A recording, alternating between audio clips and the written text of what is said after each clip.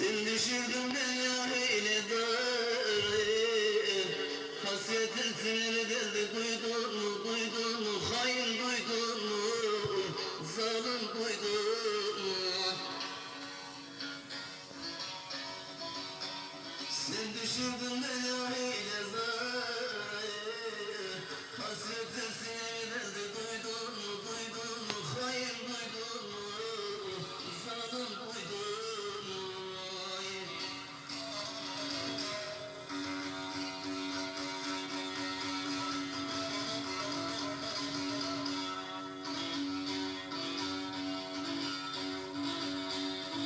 Gözlerim yollarda her gün ağlarım. Hasretinle garipçinin dağlarım, hain dağlarım.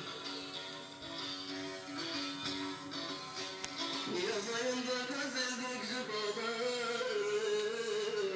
Açmadan güllerim soldu, duydun mu? Hain duydun mu? Zalim duydun mu? Yaz ayında gazel döktü bağlarım. Açmadan güllerim soldu, duydun mu? Hain duydun mu? Zalim duydun mu?